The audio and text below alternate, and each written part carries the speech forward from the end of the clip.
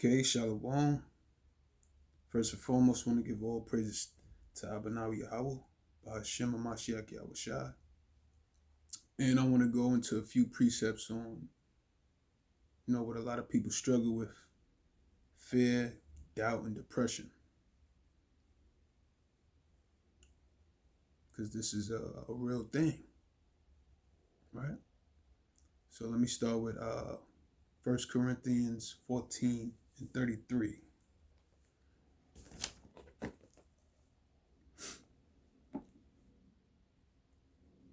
First Corinthians 14 and 33. Right? And it reads,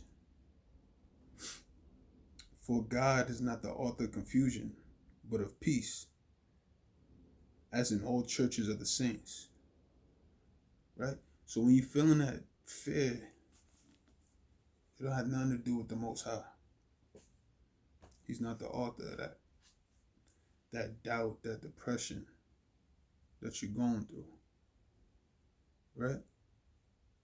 And I got a precept for that. Want to get Wisdom of Solomon 17 and 12. Because the Most High is not making you worry. Right? He's the God of peace.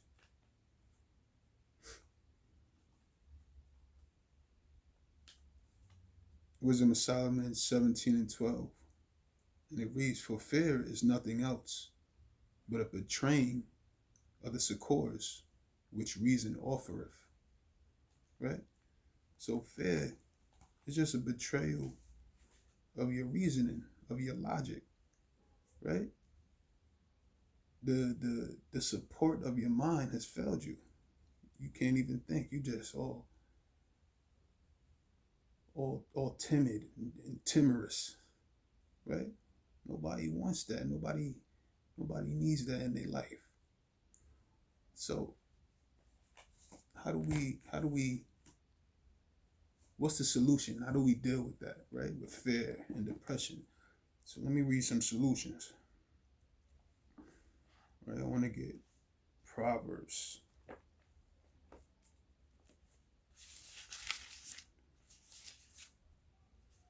Proverbs 16 and 3. "Commit thy works unto the Lord, and thy thoughts shall be established." So you got to commit to this law, the oracles of the Most High, right? Commit to the law, and all those thoughts that's bothering you, they're going to be erased, right? You get me? You got to really dive in to these scriptures with truth and sincerity. Be genuine about it, and the Lord will establish your thoughts. You won't have to deal with fear and things like that, because that's just the devil fucking with you, pretty much. Right? Let me get another precept. Let me get Sirach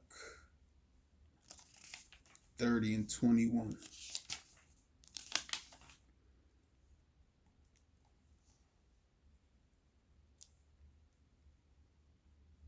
And it reads, Sirach 30 and 21, "Give not over thy mind to heaviness."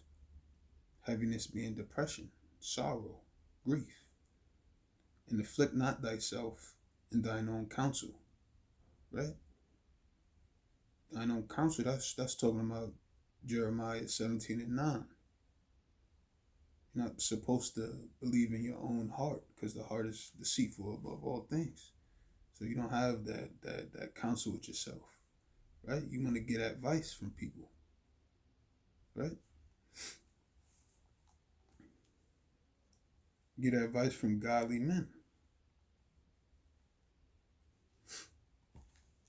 So let me get Sirach 30 and 15. Another solution.